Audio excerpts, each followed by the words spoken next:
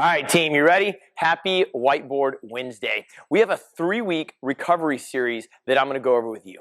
Week 1, I'm going to talk about this bad boy.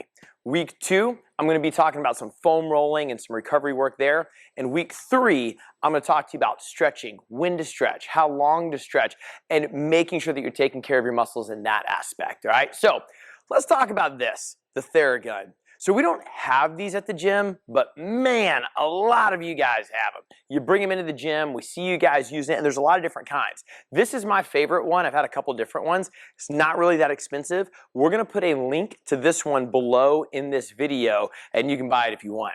But I wanna talk to you about how to use it and when to use it.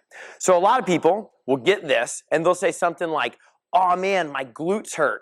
And they just crank it up on high and they jam it in there and they're like, oh man, this feels amazing. But is it actually getting the work done? All right? So here's what I want you to think about. When you're sore, when the muscles are experiencing a lot of discomfort, why are you sore? You're most likely sore because there's blood without oxygen sitting in the muscle. So your goal is to circulate the blood. That's what you're trying to do. And how do you do that? You squeeze the muscle. The more that you can squeeze the muscle, it pumps all that old blood out. It sends new blood in that has oxygen in it, increases the circulation, and you get the soreness out.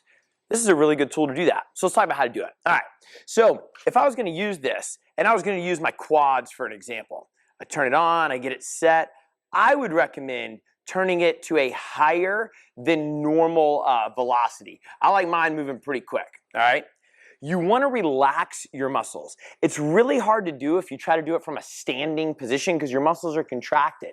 So you get nice and relaxed.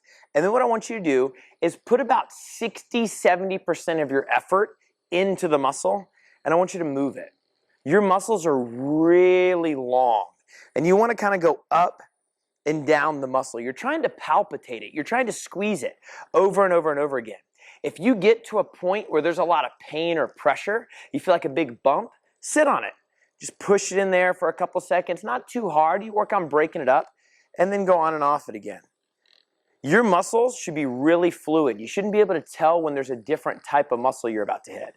And you just kind of go all over that area and work it.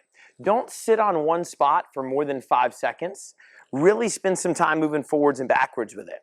I would recommend 2 to 3 minutes per muscle group. So don't spend 10 minutes here. Don't just go all over the place.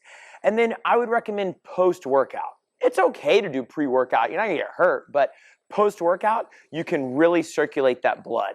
Again, make sure the muscle is relaxed. If you're going to do your calf, make sure your leg's bent. Relax the muscle and get all in there.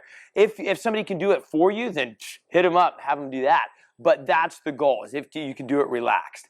I think this is something that you could use every day. Some equipment you need to space out a little bit, but you can totally use this every day.